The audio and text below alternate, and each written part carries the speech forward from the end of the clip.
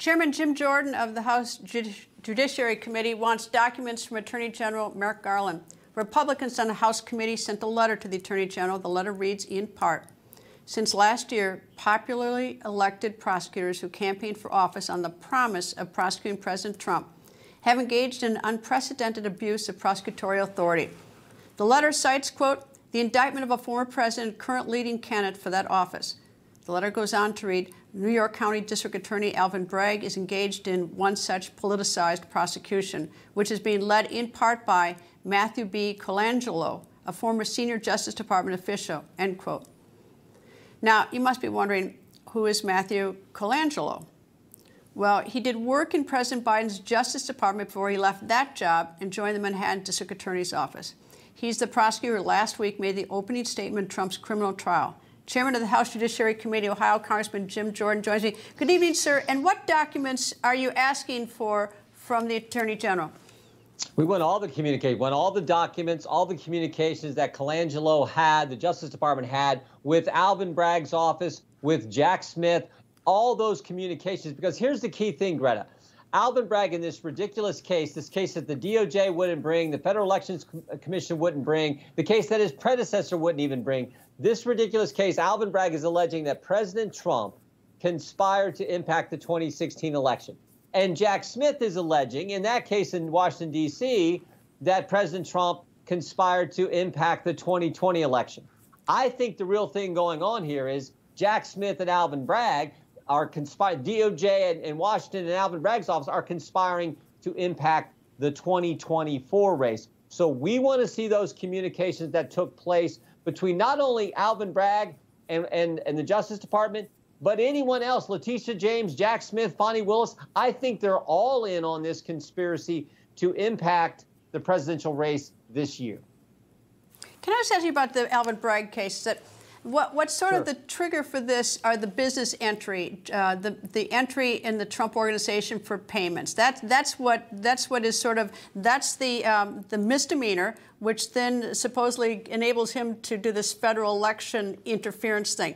But the problem is those entries, as I understand it, happened in 2017. Yeah. So the election occurred 4 months earlier, whatever it is earlier. So they're trying to draw this intention but the crime doesn't, under their theory, crime doesn't even occur till 2017 to try to influence the election that already happened.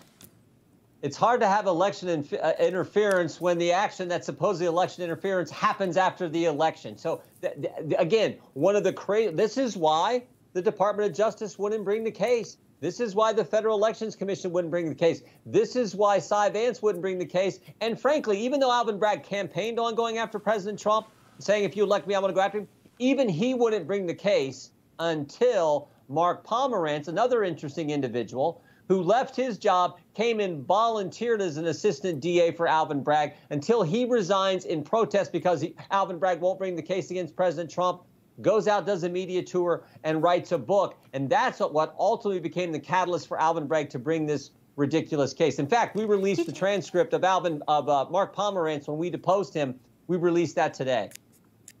You know, the odd thing is that if Alvin Bragg had previously rejected doing this, now he is bringing this case. You would, I mean, right. We haven't heard from him. He hasn't come out. We haven't heard a word from him since the trial started. I can't imagine what's going on in his head, because certainly he's looked at this indictment. And I've tried a bunch of cases. The indictment has to tell you what you're charged with. This one does not. Yeah. I don't even know how it got. Right. I do not understand this, and it makes no sense to me. I think he got bullied. I think he got pressured by Mr. Pomerantz. And who knows, maybe the DOJ, that's why we're asking for this information. We want to know how this whole Colangelo thing transpired.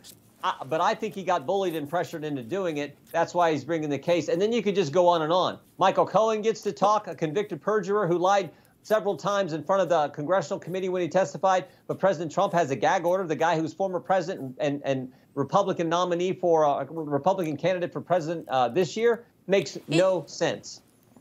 What the only, look, I don't think you're going to get those documents. I just don't. They're going to say it's an ongoing investigation. You know, that's always the deal breaker. So you're not going to get them. The only way you're going to get to the bottom, whether it's favorable or unfavorable to your viewpoint or anybody else's, is if you get a whistleblower in the Justice Department to find out if there was something dirty. That's the only way, because otherwise, I mean, Merrick Garland is not going to give you those documents. If you hold him in contempt of Congress, he's not going to prosecute himself.